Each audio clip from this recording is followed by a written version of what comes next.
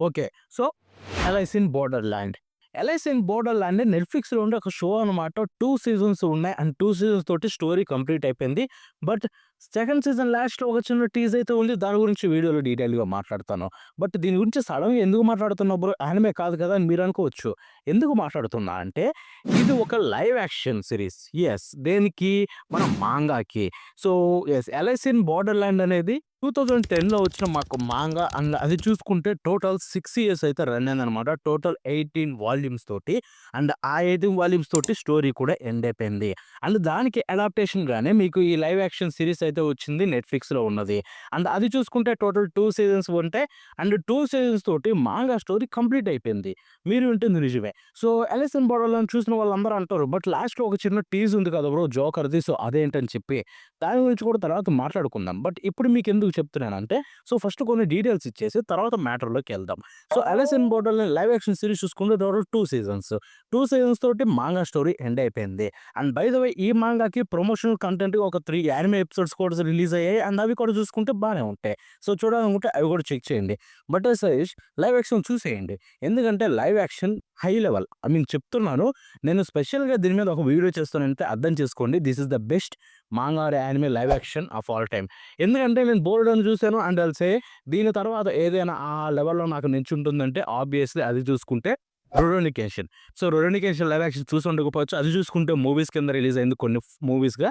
So, ఆ movies కూడా excellent ఉంటాయి. ట్రై చేయండి. అండ్ వీటి తర్వాతే వేరే ఏమైనా కానీ చాలామంది 'వన్ పీస్' అంటారు. But let me tell you 'One Piece' is nothing compared to this. ఎందుకంటే లైవ్ యాక్షన్ పరంగా చెప్తున్నా. అడాప్టేషన్ పరంగా నేను స్టోరీనో లేపోతే చూడడానికి బావుంటుందో లేదో కాదు. ఒక మాంగాని ఆర్ యానిమేని అడాప్టేషన్ చేసినప్పుడు ఎంత బాగా చేస్తున్నారో లైవ్ యాక్షన్‌లో అనేది ఇంపార్టెంట్. అండ్ ఆ విషయానికొస్తే 'Alice in Borderland' is the best of all time నా దృష్టిలో మాత్రం. అండ్ ఇప్పుడు మనం మ్యాటర్‌లోకెళ్ళిపోతే సో, ఈ సీరీస్ నాకు ఎంతకు నచ్చిందనేది చెప్పేస్తాను. First of all casting. Casting excellent అని చెప్పొచ్చు.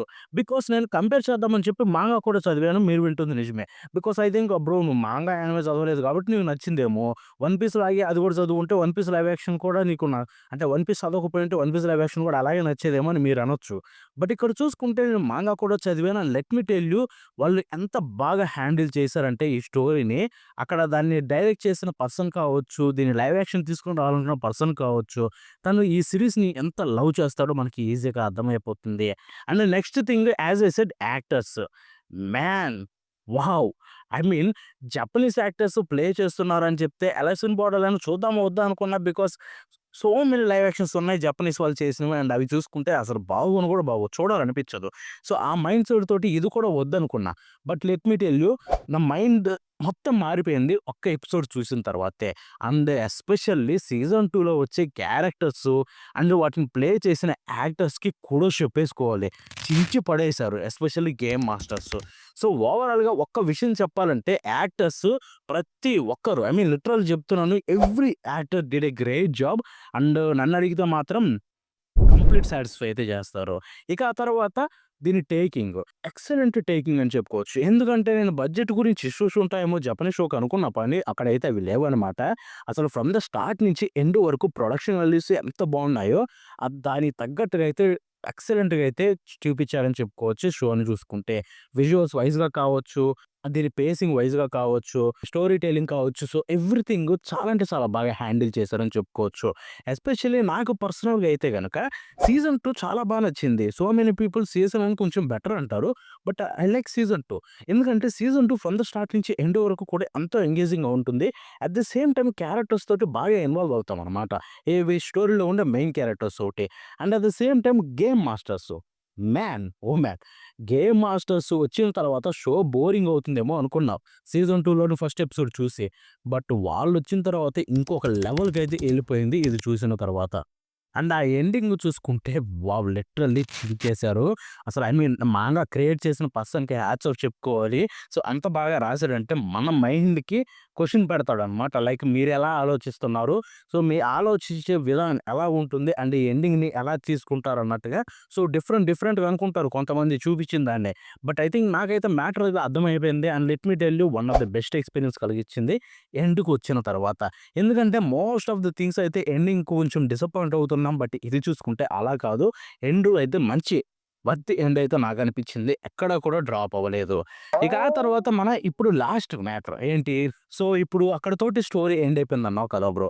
బట్ ఇక్కడ చూసుకుంటే నెట్‌ఫ్లిక్స్ వాళ్ళు అక్కడ ఒక చిన్న జోకర్ ఫోటో పెట్టారు. ఆ జోకర్ ఫోటో పెట్టిందని అర్థం చూసుకుంటే ఏంటి?